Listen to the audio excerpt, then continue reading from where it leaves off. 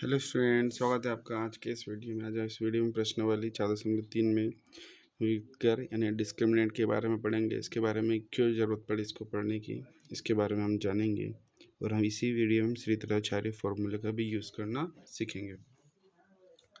तो पहले हम समझते हैं विविधकर क्या होता है। डिस्क्रिमिनेंट ना, विविधकर को इस कैपिटल डी से डिनोट करते हैं, क्योंकि विविधकर मतलब इंग्लिश में डिस्क्रिमिनेंट पढ़ते हैं, तो डिस्क्रिमिनेंट कैपिटल डी से इसको हम डिनोट करते हैं।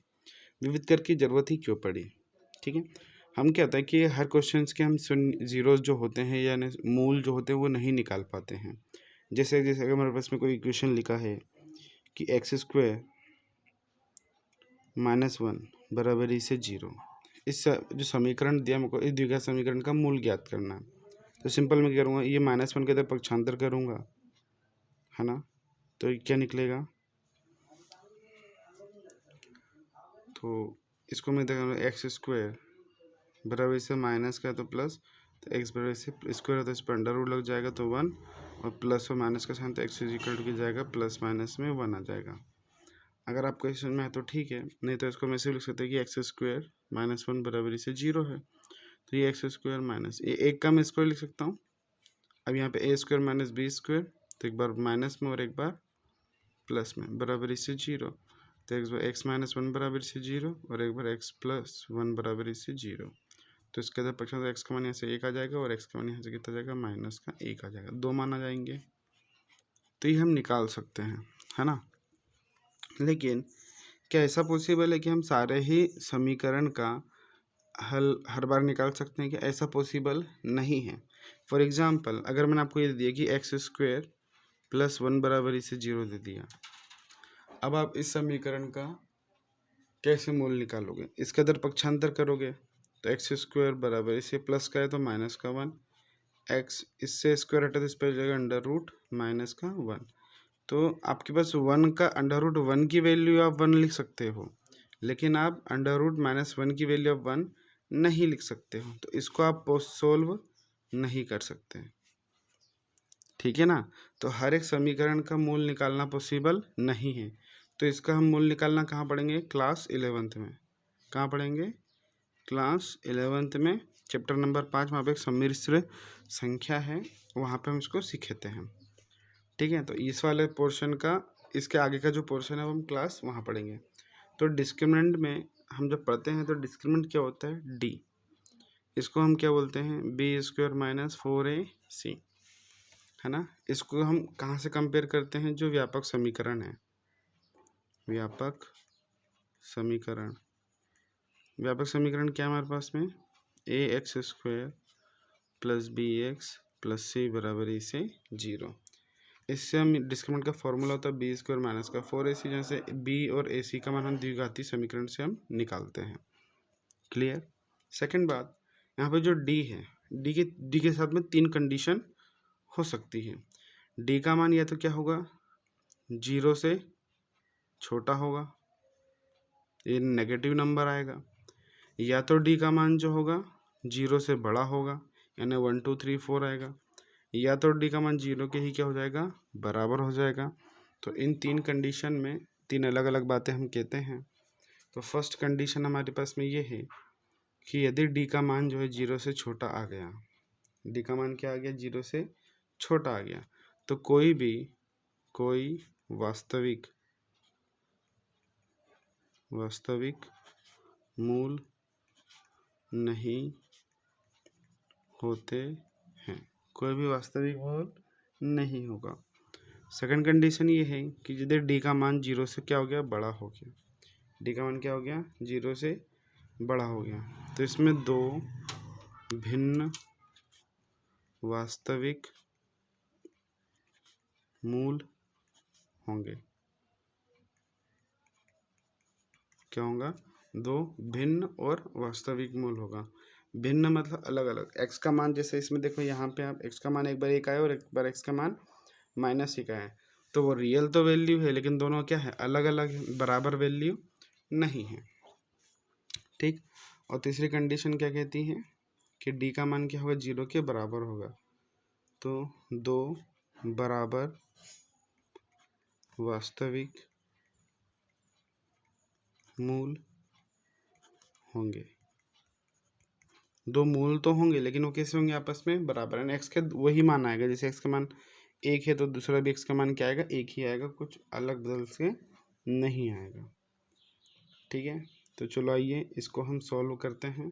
एक उदाहरण ले लेते हैं, है ना, एग्जाम्पल के तौर पे किस प्रकार से सॉल्व करना है। तो एक लिखा है कि 2x² माइनस का 4x प्लस 3 इजिकल टू में 0। ये क्वेश्चन दिया है मेरे को और मुझे इस क्वेश्चन का यूज़ करके क्या बताना है कि मूल क्या होंगे, वास्तविक होंगे या कोई वास्तविक मूल नहीं होंगे, दो भिन्न मूल होंगे या दो बराबर मूल होंगे, मुझे ये बताना है। तो इसका मैं व्यापक समीकरण से तुलना करूँगा। व्यापक समीकरण ax² plus bx plus c equal to 0 से तुलना करने पर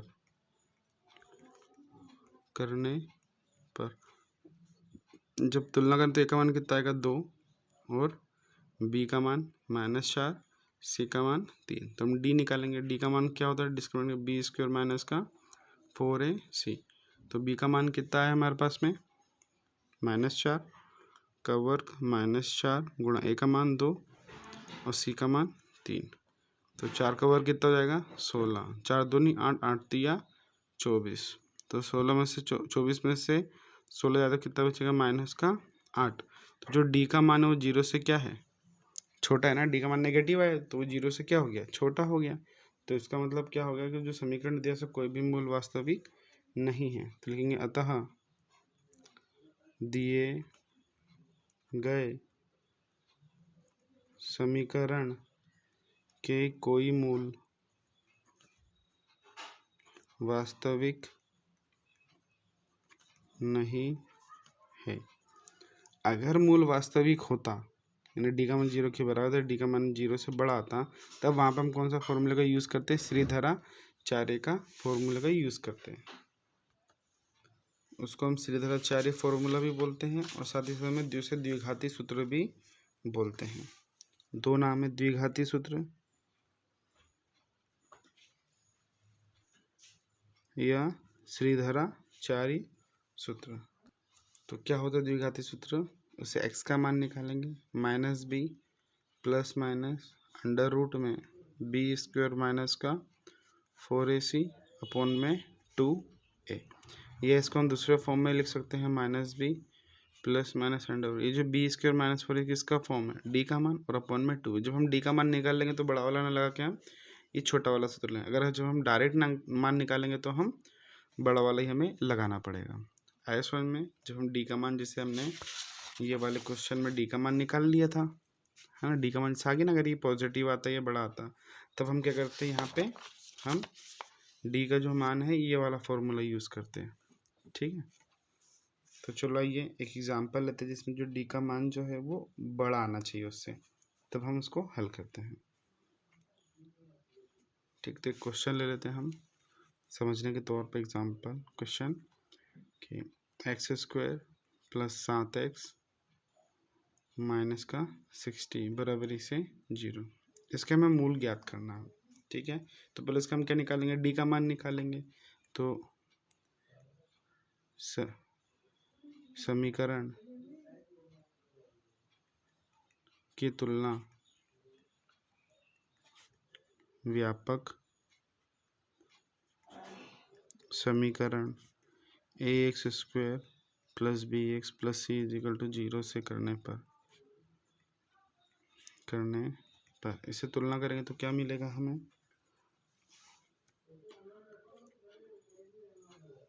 a का मान कितना आएगा 1, b का मान कितना आएगा 7 और c का मान कितना आएगा -60। तो हम पहले इसका मान निकालेंगे d का मान। d का मान क्या होता है b² माइनस का 4ac, b का मान 7 है माइनस का 4 गुणा a का मान 1, c का मान -60। तो 7 का वर्ग कितना हो गया 49 प्लस में 6 चौके 24, इसको जोड़ो 0 और 9 9, 4 और 4 8 और ये 2। तो डी का मान क्या है 289। ये 0 से क्या है बड़ा है, तो लिखेंगे अतः डी का मान 0 से बड़ा, अतः लिखेंगे दिए गए समीकरण के मूल भिन्न वास्तविक होंगे। हाँ, मूल क्या होंगे? भिन्न होंगे और वास्तविक होंगे, क्योंकि डी का मान जो 0 से क्या है? बड़ा है। तब यहाँ पे x लिखेंगे, x is equal to minus B plus minus under root में डी अपॉन में 2 है। यहाँ पे बड़ा वाला फॉर्मूला लिख रहे हैं b² माइनस 4ac, क्योंकि हमने डी का मान निकाल लिया है। तो माइनस बी का मान क्या है? 7 plus minus under root D का मान कितना है? 289 अपॉन में क्या? 2। ए का मान कितना था? 1। तो यहाँ से माइनस का 7 प्लस माइनस 290 किसका वर्ग है? 17 का वर्ग है, बटे में 2 1 कम 2। अब यहाँ से हमारे पास में क्वेश्चन में प्लस और माइनस का चिन्ह है, तो यहाँ पे 2 केस बनेगा। एक बनेगा फर्स्ट केस में प्लस का चिन्ह लेंगे और एक बनेगा सेकंड केस, उसमें हम माइनस का चिन्ह लेंगे। तो प्लस का चिन्ह लेने पे क्या बनेगा? माइनस का 7 प्लस 17 बटे में 2। तो 17 में से 7 जाएगा तो कितना बचेगा? 10 बटा 2। तो काटेंगे तो कितना आएगा? मान। तो एक्स का मान कितना जाएगा? 5।